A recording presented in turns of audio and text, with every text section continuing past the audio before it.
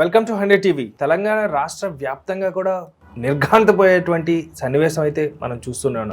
గత కొన్ని గంటలుగా వైరల్ అవుతూ అది కూడా జవాన్ వృత్తిలో ఉండి ప్రస్తుతం డిఆర్డీఓలో సెక్యూరిటీగా పనిచేసినటువంటి గురుమూర్తి గారు చేసిన పనికి యావత్ ప్రపంచం కూడా సిగ్గుతో తలదించుకుంటూ చేత్కారాలను ఎదుర్కొంటూనే ఉన్న సందర్భాలు మనం చూస్తున్నాం. సో ప్రస్తుతం దానికి సంబంధించి మనతో మాట్లాడడానికి Telangana youth president, Huzurabad MLA అభ్యర్థి అయినటువంటి ఇమ్మడి సతీష్ గారు ఉన్నారు. సార్తో మాట్లాడదాం. నమస్తే అండి. సో తెలంగాణ రాష్ట్రంలో ప్రతిదీ సంచలనం. ఈ మధ్యన ఏది చేసినా కూడా, అది దోపిడీలు అవ్వచ్చు, ఏదైనా అవ్వచ్చు, ప్రతిదీ కూడా కేర్ ఆఫ్గా అయిపోతున్న ఇలాంటి దురాఘాతాలకి ఈరోజు పరాకాష్ఠకి చేరిపోయిన సందర్భం మనం చూస్తున్నాం. గురుమూర్తి అనే ఆయన తన భార్యని చంపి ముక్కలు చేసి విచిత్రంగా ఒక మనిషి జన్మలో ఉండి మనిషి ఎలా అయితే బిహేవ్ చేయకూడదని కలలు కంటామో అది వాస్తవ రూపం దాల్చేలాగా చేశాడు. యావత్ ప్రపంచం చేత్కారాలను ఎదుర్కొంటున్నాడు ఇప్పుడు ప్రస్తుతం. సో దాని గురించి మీరు ఏమంటారు? అసలు ఏంటి, ఏమై ఉండొచ్చు?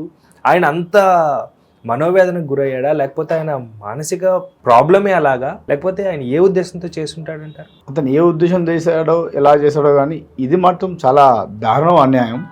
ఎందుకంటే అతను ఒక మానవుడే, ఒక మనిషే.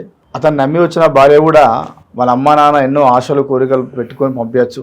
సరే, ఇక్కడ ఏం జరిగిందో ఏమైందో వాళ్ళిద్దరి మధ్య మనస్పర్ధ ఎందుకు వచ్చిందనే విషయాన్ని మనం గమనిస్తుంటే వాళ్ళ పర్సనల్ విషయాన్ని వాళ్ళిద్దరి మధ్య ఉంచుకోవాలి. కానీ బహిరంగంగా వచ్చిన తర్వాత దాన్ని మనం ప్రజలకు మనము అందరికీ, ఈ సమాజానికి, సొసైటీకి సానుకూలంగా ఉండాలి. కానీ ఇంత భయంకరంగా చేస్తూ మనల్ని చూసి, అంటే ఇప్పుడు ఈయన ఒక జవాన్ అంట, ఈయనను చూసి ఇంకో కూడా నేర్చుకునే విధంగా ఉండద్దు. ఇప్పుడు మీరు అన్నట్టు మన తెలంగాణ రాష్ట్రం, మన రాష్ట్రం ఇలా అవుతుంది ఈ మధ్య అన్నారు కదా. ఈ నార్త్ ఇండియన్స్ వాళ్ళు బయట యూపీ, బీహారు ఉన్న వాళ్ళంతా ఇక్కడ ఎక్కువ రావడం వల్ల, వీళ్ళు ఈ జవాను ఉన్న పని మీద వాళ్ళు అక్కడ చేయడం వల్ల, ఇలాంటి వాళ్ళు కూడా ఈ దారుణాన్ని చూసి ఊహించుకొని వాళ్ళు అలా తయారవుతుంది అనుకుంటున్నాం. ఇప్పుడు వీళ్ళ వల్ల ఇంకొక ఈ మా యువత కానీ ఇంకా వేరే వాళ్ళు కూడా తయారవడే కదా. సో భయంకరంగా మంచిని తీసుకునే వాళ్ళు ఉంటారు, చెడుని తీసుకున్నారు. అసలు ఈ రోజు మంచి ఎవరు తీసుకుంటారండి? ఇప్పుడు చెడు చూసి మీకు తెలిసిన అంట, మనం మంచి అనేది గడప దాటే లోపు చెడు అనేది గల్లి దాటిపోతుందట. మంచి మన గడప దాటే లోపు చెడు గల్లి మొత్తం దాటి వెళ్ళిపోతుంది. అందుకే చెడుకున్న పవర్, నెగిటివ్ ఉన్న ఇన్ఫాక్ట్ అంతా భయంకరమైంది. ఇప్పుడు దీన్ని ఎవరు మంచిగా తీసుకోరు. అది వాడు అలా చేశాడు, నా కోపంతో నేను కూడా అలా చేస్తా అని ఇంట్లో ఇక మీద వాళ్ళ భార్య కూడా ఇలాంటి ఇబ్బందులు పడతా అంటారు. సో ఏదైనా మనం పని చేస్తే మన ఆలస్యంగా తీసుకొని మనం ఇన్స్పైర్ చేసుకునేటట్టు ఉండాలి. కానీ ఇంత భయంకరం చేయొద్దు.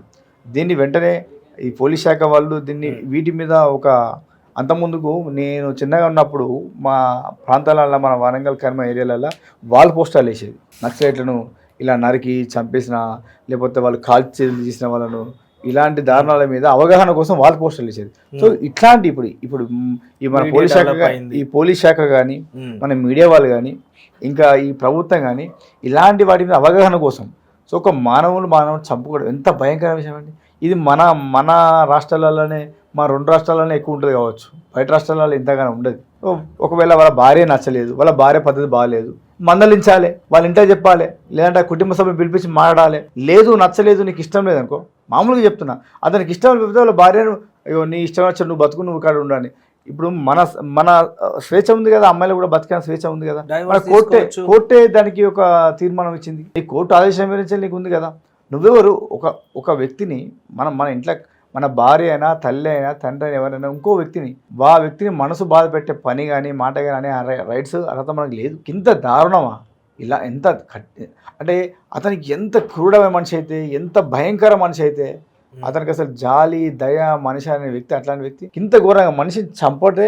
ఎవరైనా కూడా ఒక చిన్న తప్పు చేసినా బాధపడతావు, కానీ చంపి కుక్కర్లో వేసి ఉడకబెట్టి మళ్ళీ వెండబెట్టి మరీ పొడి చేసినట్టే ఎంత కసి ఉంటేయాలి అసలు. అతను మనిషేనా? దీని మీద మహిళా సంఘాలు కానీ, ఇప్పుడు ఈ టీవీలలో అక్కడ ఇక్కడ మోటివేషన్ చెప్తున్న వీళ్ళు అందరూ ఏం చేస్తున్నారు? ఈ మహిళా అధ్యక్షులంతా ఏం చేస్తున్నారు? దీని మీద ఒక సీరియస్గా యాక్షన్ తీసుకోవాలి. సరే, మహిళలు ఏదో తెలుసో తెరవో ముష్ట జరగచ్చు, పొరపాటు జరగచ్చు, కూర్చొని సర్ది చెప్పుకోవాలి కదా. నీకు ఇష్టం లేకపోతే నువ్వు వదిలేయచ్చు. ఇలాంటి దారుణం చేస్తే రేపు వాళ్ళ పరిస్థితి ఉంది. ఆమె కన్నా వాళ్ళ అమ్మ నాన్న ఎలా ఈ రోజులలో ఒక ఆడ కూతుర్ని ఎవరికైనా ఇచ్చి పెళ్లి చేయాలని ఎలాంటి భయం వేస్తుంది. కాబట్టి ఇవన్నీ చూస్తూ దారుణాలు ఏమైపోతా అంటే, వాళ్ళ అవసరం అనుకుంటే వాళ్ళు ఎక్కడ వాళ్ళు వేసుకోవాలి. ఒక జవాన్ అంటున్నారు, ఆర్మీ జవాన్ అంటున్నారు. ఒక సొంత ఇంట్లో భార్యనే ప్రేమించలేనివాడు దేశాన్ని ఎలా ప్రేమిస్తున్నాడు? ఇంత సైకోజం ఉంటుందా? నీకు ఉండొచ్చు, నీకు 100 సమస్యలు ఉండొచ్చు, అది నీ వరకే పెట్టుకోవాలి. పబ్లిక్ వచ్చినప్పుడు, పబ్లిక్ సొసైటీలో ఉన్నప్పుడు నేను చూసి ఇంకో 10 మంది ఎలా అవుతారనేది దాని గురించి చూడాలి కదా, ఆలోచన చేయాలి కదా. దీనిపైన వెంటనే దీనికి సంబంధించిన అధికారులు వెంటనే దీని మీద యాక్షన్ తీసుకొని ఇంకోసారి ఫ్యూచర్లో ఇంకెవ్వరు ఇలాంటి చేయాలన్నా వణుకు పుట్టి భయపడే పరిస్థితి తీసుకురావాలి. అలాంటి యాక్షన్ తీసుకుంటేనే ఇంకెవ్వరు ఇలాంటి తప్పు చేయడు. నీ జవానే కావచ్చు, ఆర్మీ కావచ్చు, ఒక డిపార్ట్మెంట్ వ్యక్తి, మనకు ఒక గవర్నమెంట్ ఉద్యోగం వచ్చిందంటే మనం ఎంత బాధ్యతగా ఉండాలి. వందల మందికి మనల్ని చూసి మనల్ని ఆదర్శంగా కలగాలి. నా జీవితంలో నేను కూడా చిన్నప్పటి నుంచి ఆర్మీ పోదాం అనుకున్న వ్యక్తిని. ఇలాంటి వ్యక్తులను చూస్తే ఆర్మీకి ఎందుకు పోతాం మనం? ఆర్మీ అవుతుందా? ఆర్మీ అంత సిగ్గు సెట్ అవుతుంది ఇప్పుడు చేసే కదా. సో అలా చెప్పుకుంటూ నేనే రిటైర్డ్ ఉన్నా పోయినా జవానే అంటే జవాన్ అనే వెళ్తే ఆ దేశాన్ని కాపాడడానికి వెళ్ళాలని ఆలోచన ఉండాలి. కాబట్టి ఇలాంటి వ్యక్తులను మనం దాన్ని ప్రోత్సహించద్దు.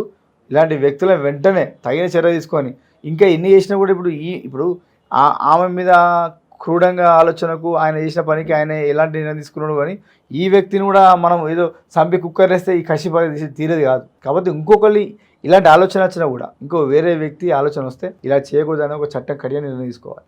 Thank you sir, thank you so much. Thank you viewers, bye.